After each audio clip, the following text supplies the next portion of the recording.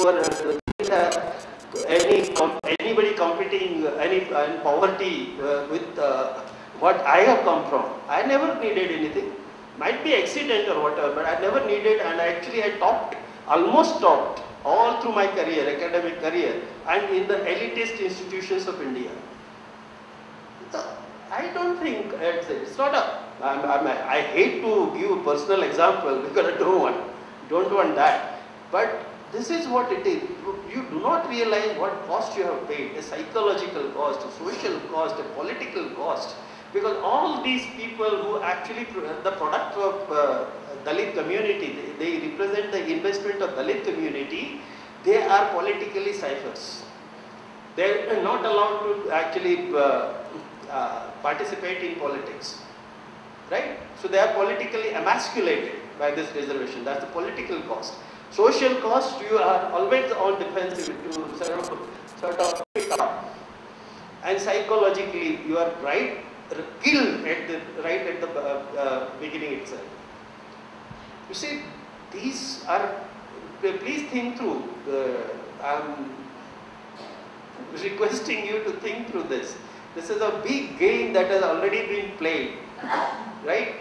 Demand, and my young friend, problematized the allocation on expenditure, US, etc. But even the sub-Saharan countries have better percentage of their budget being spent on education and health. What is you demand, if it is actually and some way tacitly envisaged in the constitution itself, is useless constitution. There also, actually it is envisaged that the children from 0 to 14 years age, in Directive Principle Article 45, it was restored. There was a big debate, education being made a fundamental rights. Again the same story as I told you in secularization. These people did not want it, that education be fundamental right. When the RTE was passed, India became a 122nd country, which actually has 22 countries had education as a fundamental right. India was not, and it is celebrated as the biggest social document. I don't know. So if you demand the kind of support from the state for the basic empowerment of people, imagine we are actually doing that movement as I told you, and in that this RTE etc. came in, Imagine now 0 to 14 years of age, the free and universal education, and the only clause in the constitution which actually stipulated a time frame of 10 years. So by 1960, all Indian children should have been actually educated free of cost, universal education. You just add to that, they have not elaborately said, the equal quality of education through the neighborhood school. If you just add to that, this would have been a wonderful country. Just add to that, imagine the paradigm wherein a Dalit mother conceives a child, okay? India produces 2/3 of the stunted children in the world. Howsoever you input them after they come into the world bearing the disability of their parents, whatsoever input you give them, they would remain backward, stunted. Imagine that state takes the onus that pregnant mother gets all the prenatal care, and when the child comes out, he is healthy enough, okay? He does not carry that disability of his parent, and state takes care. Thereafter the constitution, that all the children get equal kind of education through the neighborhood school. Whether it is a rich parent or a poor parent, etc. Imagine that paradigm. Why should there be reservation? If the state had done this kind of thing, the solution could have been better, much better on that. See, there are much muddle-headed kind of approaches towards seeing that. Some people, very hi-fi people, I hate them hearing. They're saying that something like it's a policy for reparation for the past wrongs. Can that be? In what way they can actually compensate my forefathers and how I bothered about what happened to them. I am living my own life out here. So prospectively, if a child coming into the world is taken care and he does not actually suffer any inequality, there is no question of reservation. I do not see any need of that. But these fellows have been playing a double game. Okay, there would be some kind of thing like reservation here itself actually created the first generation.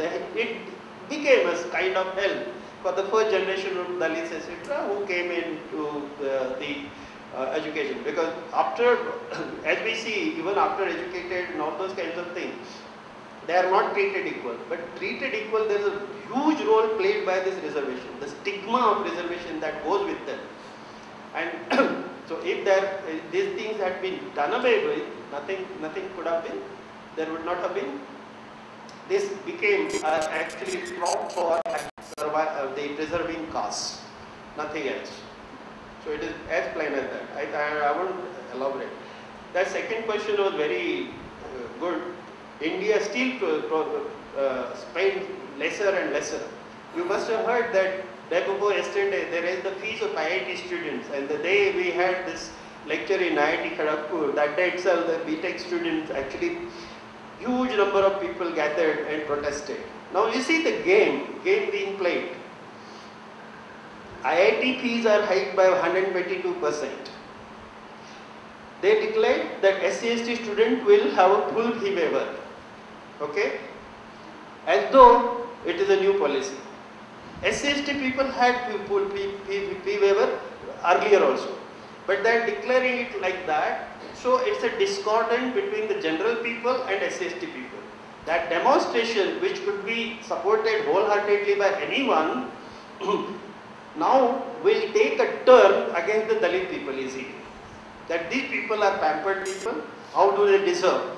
Because either way, and it stands objective fact that no poor people, as I said, the villages are cut off from quality education, so there is no question of any poor Dalit family producing such a fellow reaching the IIT Kharagpur. That is impossible.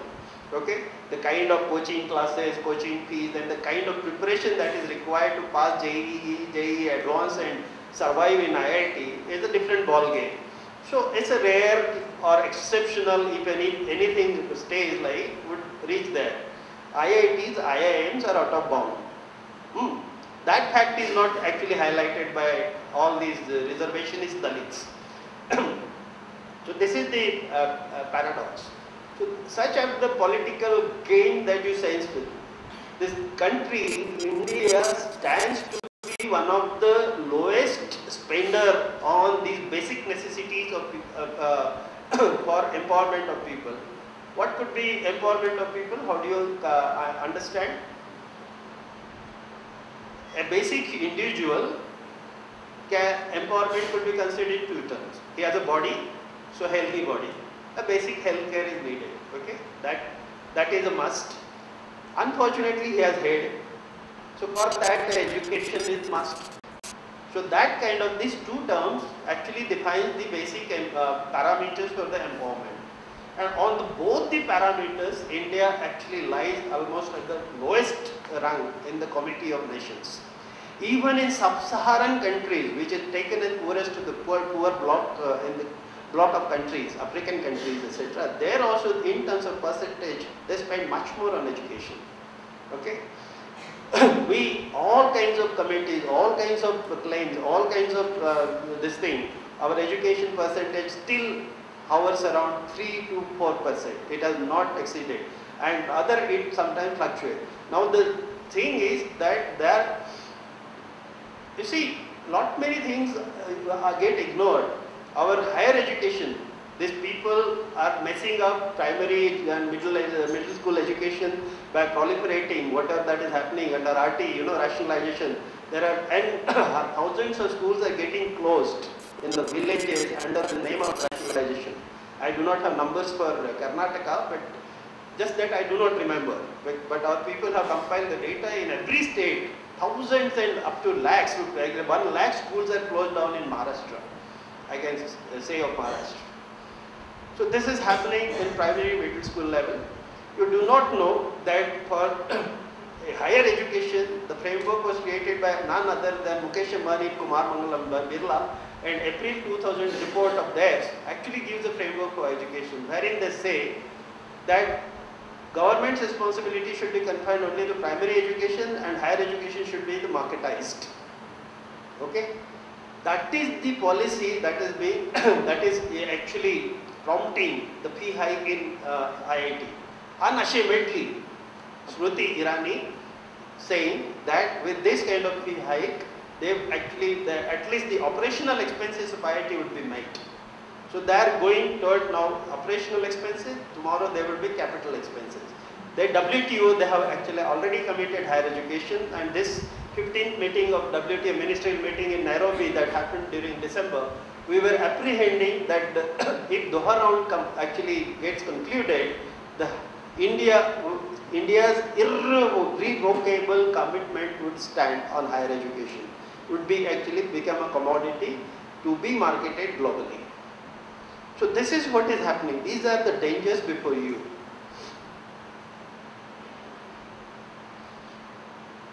Prakash has about corporate, okay, see, there is nothing, corporate world is a different world. It is not as corrupt as academic world, however. Because I have seen it, both the worlds, so it's a late realization. Corporate world goes right from the beginning, ultimately we have to produce result. Okay, the bottom line is our concern in corporate. The profit has to become whichever way. In processes, of course, there are now corporate world needs to be divided into two, something like public sector, private sector, etc. Right? Now, the dynamics that plays out in a caste terms is a very weird. If you are a scheduled caste and if you are well tied up with the management, top management, you are pampered extraneously. But if you are upright and capable person, then their antennas would be up, because then they would say that he is not to be taken for granted. In corporate world, it's basically I wrote in one letter in management article, the first sentence was the corporate world are the fascist kind, some such thing, because corporate world is basically fascism. There is nothing like democracy. So you have to agree with the boss. Okay, here you can create a semblance, etc. So such SCs, and if you are mediocre, if you are poor kind of guy, you would tend to toe the lines of the bosses. Yes sir is the key for rising in corporate world. But if you are really capable, if you are assertive, if you stand your ground, say wrong is wrong, then they are very afraid of you. They will not tolerate you. So the former kind of people are pampered. They are raised, because public sector has to give the report also that we do not discriminate against SC/ST to the government and public and media. So these people serve that purpose. And the other kind of people who are really capable, that is that becomes a funeral ground for them. Corporate world becomes a funeral ground for them. Okay, so it is not a simplistic way to understand things. Now there are CSR and all kinds of things that has come. The 2% of your net profit is to be spent on corporate social responsibility. So that kind of under that guise, not many corporate have come up to do something good to the Dalits, etc. so called. So this again is a ploy for something like actually depoliticization of people's movement. It's an NGOization of the people's movement. Okay. Because basically the work is carried out, whether the Infosys Foundation and the hangers-on for that kind of money would be there, and they would undertake the activity. They might do, seemingly they might do something like building school here and there, or giving scholarship to Dalit students, etc. But basically they actually shift you away from the real politics. So this is what is being done. Your next question was this Shankaracharya, etc. That would that is, I think Shankaracharya said that if women are allowed to enter the sanctum sanctorum, then the rates would increase, etc. I think it's an obnoxious kind of statement. I don't want to elaborate. These are the kind of people, you know, who head our institutions and kind of thing. So least said is better it is.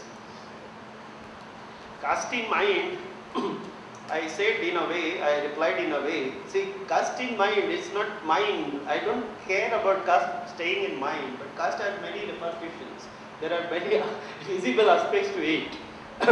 And the mind is what? Mind is actually reproduced in the modes of production. I am being Marxist there. But this is what it is. It is not that it has our mind has fallen from heaven or something like this, and we actually inherited from something like unknown thing. Mind is produced here. The kind of society that is around us, the kind of thing that we relate with each other, that is what mind is. That gets reproduced actually in a way. Better way of understanding is that I don't care that somebody calling you Holia or something like Madhiga or some such thing, doesn't matter. People are in West also called with their totems, you know, or their ancient kinds of forefathers' profession like carpenter or some such thing. So long as there is no social stigma associated with, then it is nothing. Like, let them call them. That becomes your proud identity, perhaps, that okay, this was probably our past. What is objected or what is meant by annihilation of caste is this dirt, the removal of this dirt, the kind of that pervasive virus that is in society, which is informing all our actions and our destinies. That needs to be annihilated. Okay, not that. Don't actually amplify that to be a sort of unsurmountable problem. In my imagination, we could have, if this mischief had not been done, by this time we would have gotten over the caste system. The caste would have really been annihilated. The capitalist kinds of relations, etc., that spread in the country are not tuned to these kinds of things. But these are the kind of infrastructure our politicians created to kind of pump up or sort of amplify these kind.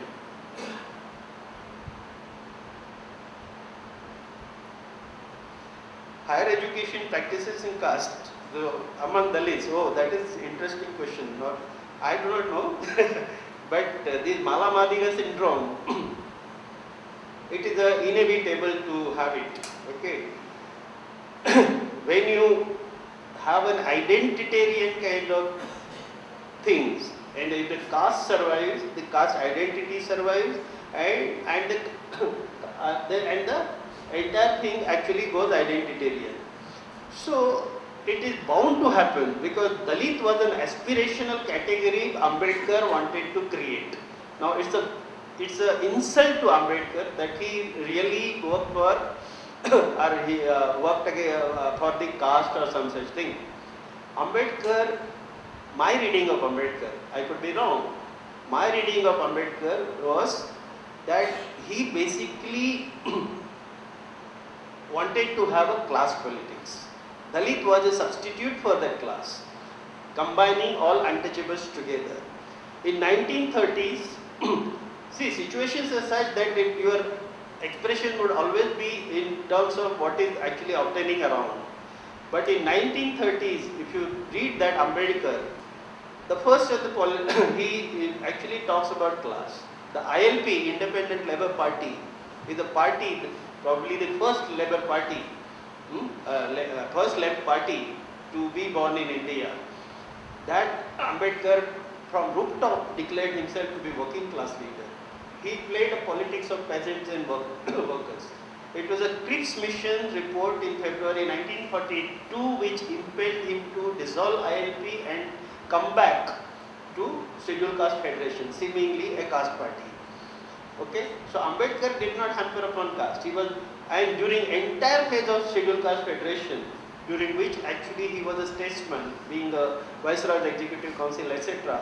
He was actually uncomfortable with its politics and again wanted to revert back to Republican Party of India, which was the ILP version of later years. So it is that kind of thing. Now, the kind of the understanding of entire thing, now the annihilation of caste is gone. People wanted, now caste should never be going. They question, the so-called ardent Ambedkarite actually question, can caste be annihilated? One great man asked me, where did Ambedkar say annihilation of caste? अरे उसने एक किताब लिखा भाई, लेकिन वो मुझे पूछता था कि annihilation of caste कहाँ कहा अम्बेडकर ने? So this is the kind of the height of foolishness that people have for their selfish interest, because with all this caste survival